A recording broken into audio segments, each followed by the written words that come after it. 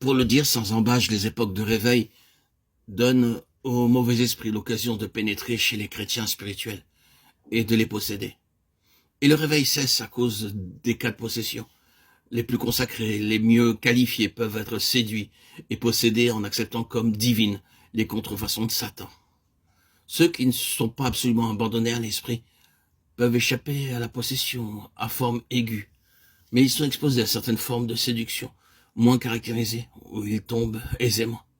Par exemple, ce qu'on appelle l'esprit fanatique, ce fanatisme qui se développe toujours de façon plus ou moins accentuée après les réveils, résulte directement de l'action des mauvais esprits.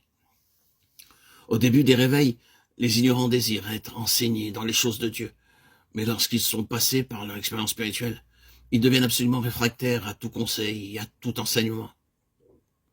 La simplicité première fait place à une infaillibilité satanique ou à un esprit d'obstination. L'entêtement opiniâtre intraitable chez celui qui est passé par le réveil ne vient pas de l'homme lui-même, mais des esprits mauvais. C'est parce qu'ils ont séduit sa pensée et qu'ils tiennent son esprit en leur puissance que le chrétien est devenu intraitable et déraisonnable. Dès qu'un réveil éclate, le but que se proposent les puissances des ténèbres, c'est de pousser aux extrêmes le vrai. Leur action est d'abord imperceptible.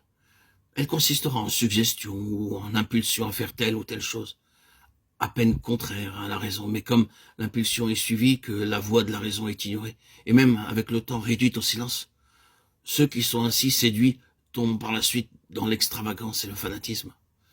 Il arrive que leur jugement s'élève contre les actions déraisonnables qu'ils sont poussés à commettre, et que leur raison proteste contre les choses qui leur sont commandées de façon surnaturelle.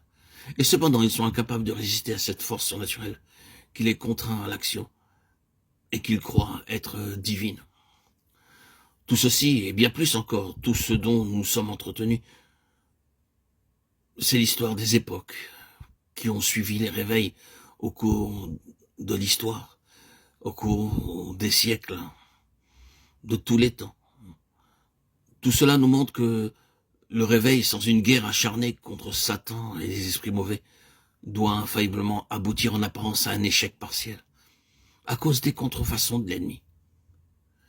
L'Église a donc le plus grand besoin de lumière, le plus grand besoin d'être éclairée et conduite par ceux qui ont la connaissance et le discernement nécessaire pour s'opposer aux légions de Satan et démasquer leurs ruses.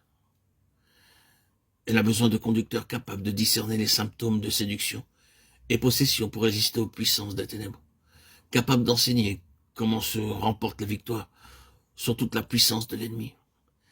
Car la guerre aux esprits du mal est indispensable à la conservation de la santé physique, à la conservation de l'équilibre mental et à l'entretien de cette puissance spirituelle départie à ceux qui ont été vivifiés et régénérés par le Saint-Esprit.